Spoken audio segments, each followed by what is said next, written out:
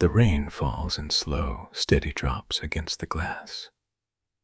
Each drop is a small sound, a soft percussion that marks the passing of the night. You are warm under the blankets. The room is dark, lit only by the faint glow of the moon through the curtains. You are safe. The night is deep, and the rain protects you. Elena prayed every night she had since she was a child, sitting on the edge of her grandmother's bed in the old house on Mariposa Street, listening to the words her grandmother spoke in a language Elena didn't understand. The words were soft, rhythmic, like a lullaby sung in a key that only the walls could hear. Elena didn't know what the words meant, but she knew they were important. She knew they were meant for someone. She knew that someone was listening. When her grandmother died, Elena inherited the habit. Every night, before sleep, she would sit on the edge of her bed and pray. She didn't pray to anyone in particular. She didn't pray for anything specific. She simply spoke into the dark, into the silence, into the spaces between the walls. She spoke the words her grandmother had spoken, the same words, the same rhythm, the same soft cadence. She didn't know what they meant, but she said them anyway, night after night, year after year, decade after decade. The apartment was small, on the third floor of a building that had been old when Elena was young.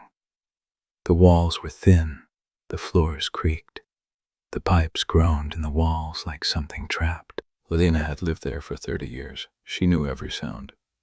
She knew every creak, every groan, every whisper of the building settling into itself. She knew the sound of the couple arguing on the second floor. She knew the sound of the dog barking in the apartment across the hall. She knew the sound of the wind pressing against the windows, the rain tapping against the glass, the distant hum of traffic on the avenue below. She knew every sound, except one. It started on a Tuesday. Elena was sitting on the edge of her bed, as she did every night. The room was dark, the curtains were drawn. The rain was falling outside, soft and steady. She began to pray. The words came easily, as they always did. The rhythm was familiar as it always was. The silence was comfortable, as it always was. But this time, the silence entered. It was not a voice. Not exactly. It was more like a vibration, a resonance, a hum that came from somewhere inside the walls, or perhaps from somewhere inside Elena herself. It was the same rhythm as her prayer, the same cadence, the same soft cadence. But the words were different. The words were wrong. Elena stopped praying. She listened. The hum continued. It grew louder, or perhaps closer. It was in the room now, in the air, in the space between Elena and the walls. It was speaking. It was speaking in the same language Elena's grandmother had spoken, the language of the old house on Mariposa Street, the language of the prayers Elena had repeated every night for 40 years. But the words were different. The words were reversed. The words were backwards.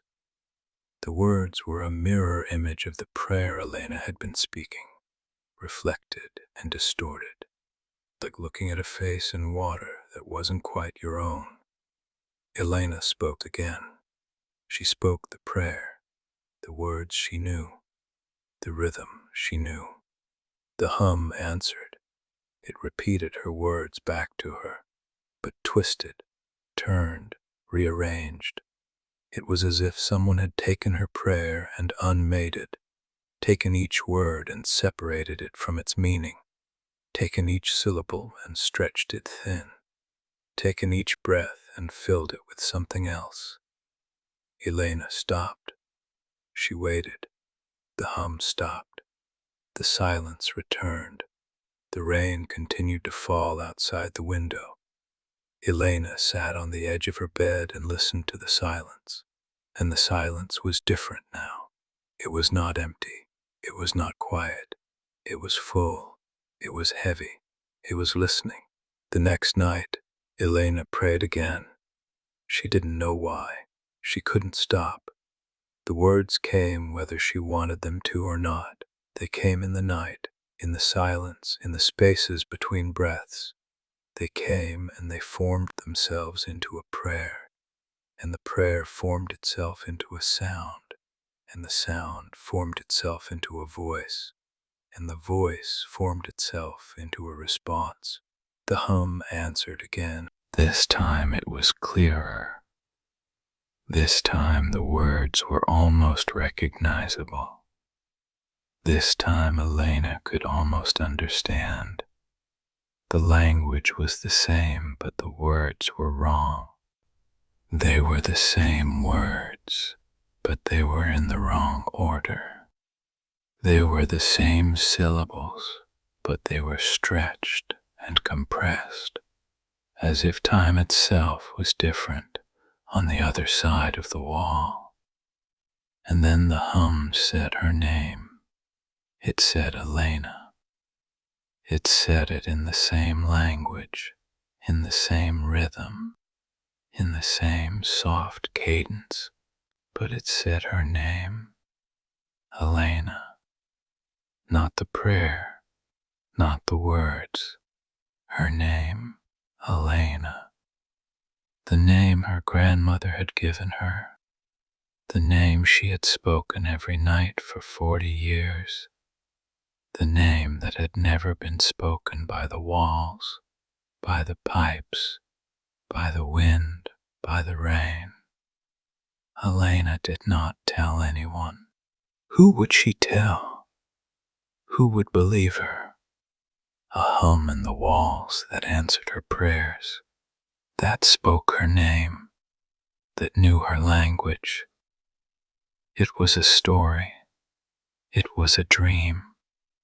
It was a hallucination. But it was also real. The hum was real. The words were real. The name was real. The voice was real. The voice had to be real because it kept coming back. Night after night, Elena prayed. Night after night, the hum answered.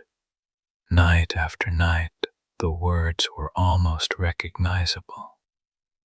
Night after night, the voice said her name. Elena, Elena, Elena. And Elena began to wonder, not who was speaking, not what was speaking, not why it was speaking, but whether it had always been speaking, whether it had always been there, behind the walls, inside the silence, waiting for someone to speak first, whether it had been listening for 40 years, waiting for Elena's prayer to reach it, waiting for the words to find their way through the walls, through the silence, through the spaces between breaths, whether it had been patient, whether it had always been patient, whether it would always be patient. The rain continues to fall outside the window, soft and steady. The walls are quiet now. The hum is quiet now. The silence is quiet now. You are safe here.